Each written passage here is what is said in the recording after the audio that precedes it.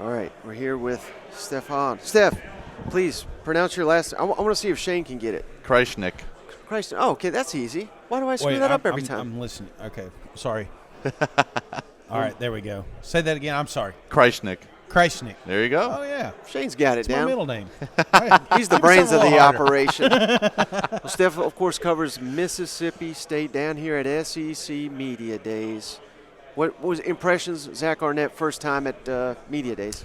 I mean, he spoke a lot like a coach who'd been here before, right? Like, he didn't look nervous up there. He was pretty confident. I mean, he's talking about, Mississippi State making the expanded playoff and contending and, the history they've had of, recent 9-win seasons like last year and the first-round picks that they've had. I mean, he speaks like a guy who, he has been at Mississippi State for a while, right? He's been there as a defensive coordinator, but, for a first-year head coach at any level, he doesn't sound like it, right? He sounds like a guy who's confident, and I think – for State fans and for some of our readers, I think they like to hear that because there's so many questions surrounding the program. What's he like as a head coach? What's the offense going to look like under Kevin Barbay? To have him go up there and pretty matter-of-factly be like, oh, I don't care about this narrative about State not being good because we're going to be good, right? Right. He backs it up with the history and the stats. He's a real confident guy. And the consensus, not with everybody, but with most people, is Mississippi State will be 7th in the West. I assume that's where they're going to be voted in the poll. That's what I would imagine, yeah. Why will Mississippi State finish better than 7th? Well, because you look at the last, decade or so of state football, and they've been predicted to finish last multiple times, and they've only maybe finished last like once or twice in that stretch. They just don't. They're not a program, or at least haven't been, especially under Mike Leach, that has the bottom fall out at the during the season, right? I mean, you see a team like Auburn last year, A&M, like that when it gets bad, it gets bad, right? And it starts to snowball. State's done a good job, and I mean, it's a Mike Leach mantra that I think the players that the veterans have really bought into of, play the next play. They could flush out the week before. You really don't see losing streaks for this team, especially, since Mike Leach came in 2020. You really haven't seen that, collapse of a season. So I think that State's in a position with 8 home games this year. Obviously a tough SEC West schedule, but they're kind of at a point where, they know that, if they lose to an Alabama, they can bounce back the next week whoever they're playing and kind of flush it quick. They've done a good job of that, and that's why I just don't see a world in which State, goes 1-7 or 2-6 in SEC play, right? Like I just see, this is a team that's so, consistent in their approach and so veteran heavy that 3-5 seems like worst case to me, and that might not even be in last place this year because I got thoughts on other teams. Yeah. What are you most impressed with Zach Arnett since his time taking over? Because I thought the way he kept the recruiting class together was great. The SEC experience he got in his coaching staff, keeping key defensive players from leaving the program. There's a lot of things to like about Zach Arnett. What has impressed you the most? I thought what impressed me the most was just how he handled the changing of the staff in the offseason. I think there was, and I was part of this group of the hot boards that come out when he's named head coach of, who's going to be his offensive coordinator. Everyone was looking at air raid guys, trying to, keep the staff together, keep kind of the similar system. And I think, Zach looked at the mirror and he said, it's tragic circumstances. No one thought that was how he was going to become, a head coach in the SEC. I think everyone saw it coming maybe down the road, but, this early and under those circumstances, obviously unpredictable. And I think he looked at it and he said, it's his team, right? Like it has to be Zach Arnett's team. It can't be, what would Mike Leach want me to do? What would he do? You got to approach it your own way. If you're thinking, down this other route or second guessing, it's going to take you down the wrong path, right? And I think he looked at it. He said, doing this type of offense, a more balanced attack with Kevin Barbay is the way to go. Moving away from that air raid, he felt was the way to go. And I think for a guy who has no head coaching experience to make a decision like that, after replacing a legendary coach, right, someone who coached for 2 decades, as a head coach much longer than 2 decades overall. It was really impressive to see, his confidence in doing that and not really, second guessing what people were going to say about his decisions. Me and huge Mike Leach fans, and obviously a huge tragedy there at the end of the season. But we're seeing a lot of tributes. I mean, Sankey started out without a tie. Texas Tech's coach had the lining of the jacket. Is there something that you're hearing, maybe some sort of tribute that Mississippi State's going to be doing this year? Nothing that I've heard, necessarily for like a whole season type plan or something like that. I mean, I'm sure that Will Rogers wear an eye patch on the field. that would be pretty awesome. I don't recommend it, but or a mustache. Yeah, Minshew style. I think you'll probably see that first home game because keep in mind when Leach died in December, first game after that was the ReliaQuest Bowl, and then it was the offseason, right? So they haven't had a home game since this past season. So I think you're going to see something emotional come in or some sort of tribute. At Davis Wade Stadium when they welcome Southeastern Louisiana. You still see it, around Starkville everywhere, though. Like, people still got their pirate flags out. Like, there's we had Mississippi State had a recruiting camp a few weeks ago or a couple months ago, I should say, at Davis Wade Stadium. And I was in there, watching these high schoolers, interact with these coaches and do things. And you look up kind of where some of the suites are, and there's one suite that still has like the Mike Leach flag. On the wall there on the window or whatever. You see it all over Starkville still. Like his presence for someone who was only there 3 years, his impact was felt heavily in his time there. So I think you'll see throughout the year tributes and little things like that, and maybe something a little bit grander in that first game for him. What's the biggest question you have for this team at this point? Is offensive line, safety, tight end? Safety. They're losing a lot of production at safety. The defensive front and the 3-3-5 that they run, and they're going to keep with Matt Brock just being promoted from linebackers coach to DC. They kept a lot of the defensive front there. Jet Johnson, Nathaniel Watson, guys. Jaden Crumedy was here. I'm confident in what that group can do. But you look at maybe just the secondary as a whole. Not even just safety. You're looking for 3 new starters, so that's a thing in and of itself. But at DB too, you're losing Emmanuel Forbes, right? That's a big loss. And a couple of years ago, you lose Martin Emerson, and Forbes has to step up be the number 1 guy, and he did that exceptionally, right? Broke records. Now he's gone. Camion Richardson was the number 2 guy. He's got to step up and be the number 1. Can he make that jump? So you got a lot of questions in the secondary, which remember in 2021, when they were kind of up and down. I think they finished 7-5, if I'm not mistaken. Kind of up and down, a bit inconsistent. A big reason was some of the struggles that they had in the secondary. So I'm going to be interested to see what that unit looks like this year, because I think it could dictate a lot of what this defense looks like. Any new wrinkles or anything different you think with the defense? With Zach Arnett, obviously Matt Brock back. I think most people assume same old, but by changing the offense, by being a little bit more ball control, hopefully not as many passes. Yeah. Does that aid the defense, or are they going to add new wrinkles? Because I would imagine, I know he let Arnett kind of be the head coach of the defense, but I would even imagine there was still some limitations on what he wanted him to do. Now there's no limitations on the side of the ball. We all love Mike Leach, but the defense has been the stronger part of Mississippi State the last couple of years. Yeah, no, the defense has been good, and they have so many players coming back, like I said, on that front. I think the scheme itself, it'll be pretty similar. They're going to run a 3-3-5. It's going to be pretty similar to what you've seen in the past. I don't think, now obviously we haven't seen it outside of the ReliaQuest Bowl. Matt Brock has only really run the defense for 1 game. I don't think he's going to be as aggressive as Arnett was. I think Arnett had some pretty, free reign of, be as aggressive as you want. I think now, Arnett's not running the defense, but he'll be in Brock's ear a bit more, and I think Brock himself is a bit more reserved than maybe Arnett was with some of that pressure. So maybe you'll see a little bit more conservative play, but don't be surprised if a conservative approach isn't working, if Arnett's in the headset being like, hey, blitz him, send him. Now, a lot of State fans like to look at the schedule and say, hey, we got 8 home games. Yeah.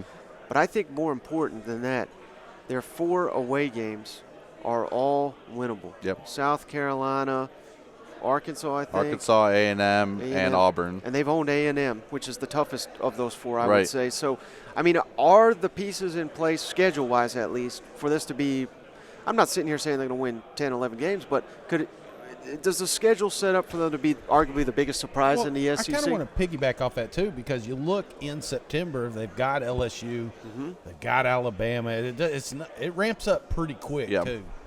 Yeah, the schedule is set up in a way that they can have a big year, right? They can have another 9-win season. You mentioned the 8 home games and the winnable road games. I was literally talking to someone yesterday being like, if State, those 4 road games that we mentioned, A&M, Arkansas, Auburn, and South Carolina, if they went 4-0, if they went 0-4, if they went 2-2, on those, I don't think you'd be surprised with any result, right? Like they've shown that they can win on the road.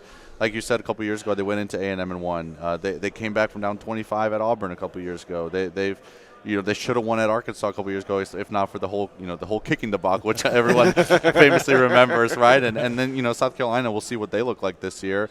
The pieces are in place. If they can be consistent, and if this offensive scheme can be picked up, quick enough, and the players can get comfortable in it. Like you said, though, the problem is, do I think this team can succeed with Kevin Barbe as OC? Yes. Do I think he's going to be a good offensive coordinator? Yes. It's still tough to implement a new offense over the course of one offseason, right? Like you saw, in 2020, the air raid was not compared to what it was in 2022, right? Like there was a big difference, and COVID plays a part into that too. But, I think now looking at it, it's still going to be tough to implement a new offense. How will they perform in some of those tough games early, right? Like their offense, I would imagine, will be better late in the year than it is early in the year, just as you get more comfortable, get game experience. But you're thrown into the fire there, like you mentioned. You got LSU early on. You got Arizona as a non-con game early on too at home. Like it's not a walk in the park schedule in September to let you kind of ease into things, right? It's a tough schedule, and I think that to some extent, State fans are probably kind of bummed that LSU game is early. It's an 11 a.m. game. Early in the season, State's competed with LSU the past few years. They win that game in 2020. In 2021, they make some mistakes at home that probably should have been more in that game than it looked like. I mean, last year in Baton Rouge, they kind of just fall apart there in the fourth quarter. They have the muff punt and all that, and that's probably a game they feel like they should have won. They led it for 3 quarters, right? So it's like they've shown they can compete with some of these bigger teams, with the exception of Alabama, who they, for whatever reason, just can't score against. But like you look at what they've done in the past few years against these teams, they can compete, right? So now it's a matter of will everything fall into place? Will they feel comfortable enough with this offense early in the year to compete, with a powerhouse team, or at least for this season appears to be a powerhouse team in LSU? How can they compete early in the year? I think that's where your question marks lie. Yeah. You may have just answered this, but with talking Alabama and LSU, but both at home, you got to pick one. Which one Mississippi State more likely to beat? And keep in mind, the reason I ask that is because I may be on an island here, but I like LSU to win the SEC. I think they're going to win the national championship. I think they could be that good. Don't let that sway your answer. Well, I just finished my preseason ballot, and I guess I don't know if I'm allowed to say what I voted yet, but I voted LSU to win the West.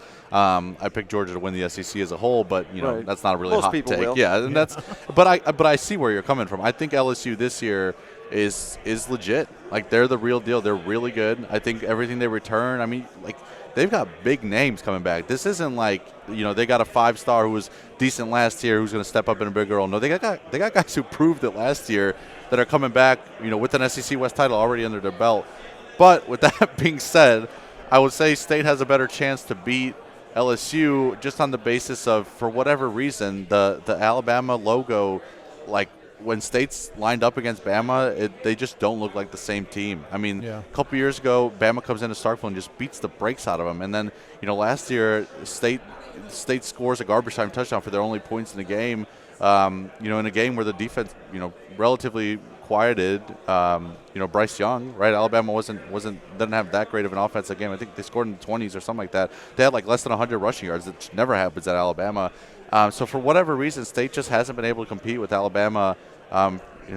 More than the last few years. It's been about a decade of just being, not competitive in games against Alabama. So we'll see. I think LSU's the better team and they're the tougher opponent. But for whatever reason, State's been able to compete with them. So I'll say I think the LSU game will be closer. But we'll see what happens with Alabama's quarterback competition, I guess, right? That's the biggest question. What was State's reaction when they found out divisions were going away? Thrilled. Have you seen next year's schedule? I think that's an under talked about discussion. Mississippi State, Ole Miss, Arkansas. These teams stand to benefit so much from not having to play the West Gauntlet year in and year out. Right. I mean, next year they're playing, it's like Missouri and Florida at home, and it's slipping my mind exactly what the schedule is, but you're not facing Alabama. You're not facing Auburn. Like, it gets easier. I think LSU's not on next year's schedule. Like, it's going to be, from a fan perspective, there's the good and the bad, right? You love the rivalries. Right. You love, every other year LSU's coming to Starkville. Every other year, State's going to Tuscaloosa. Like that's fun, right? And that's been going on for, decades upon decades of these rivalries.